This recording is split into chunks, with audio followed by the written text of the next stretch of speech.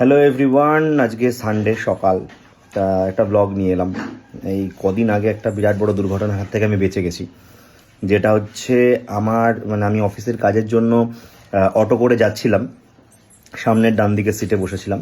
তা সেখানে হঠাৎ করে বাইরে থেকে অপোজিট দিক থেকে একটা গাড়ি আসছিল। এবার সামনের সিটে বসলে যা হয় অটোর, যে একটু সাইডে বেরিয়ে থাকে পাটা, সেরকম আমার বেরিয়েছিল। এবার অপোজিট দিক থেকে একটা লরি আসছিল, লরিটা পাশ দিয়ে বেরিয়ে গেছে, কিন্তু লরির পাশ দিয়ে একটা টোটো বেরিয়ে আসতে গেছে।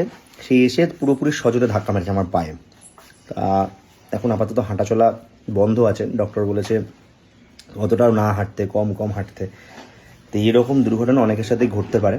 আমি বলবো তোমরা কিন্তু অটোর সাইডে যখন বসবে সামনের সিটে, তা একটু সাবধানে বসো। কারণ আমার সাথে এটা আরও অনেক কিছু ঘটতে পারতো, হয়তো মালাই চাকিতে লাগতে পারতো বা কিছু। পায়ে লেগেছে, ব্যথাটা রয়েছে। আজকে যাবো এক্সরে করাতে। এই দুদিন ধরে এক্সরে করাতে যেতে পারিনি, একদমই নড়তে পারছিলাম না। তা আজকে যাচ্ছি এক্সরেটা করাতে, যেন কিছু না হয়। হোপফুলি, জানি না কি হবে।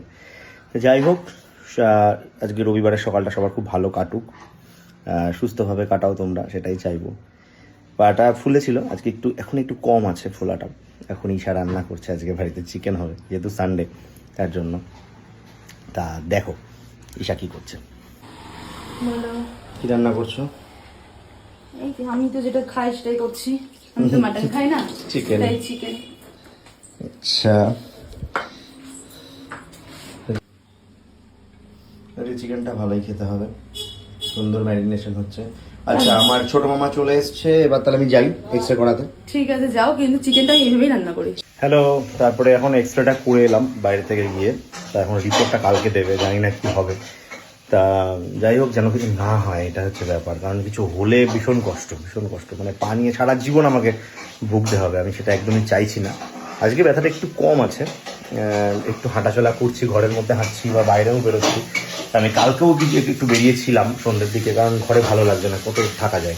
তা যাই হোক, তুলুর চিকেনের কষাটা বাইরে দেখি, এটা দেখিয়ে দিই তোমাদেরকে। কষা মশলা কষাচ্ছি, তাই তো? এবার একটু গরম জল।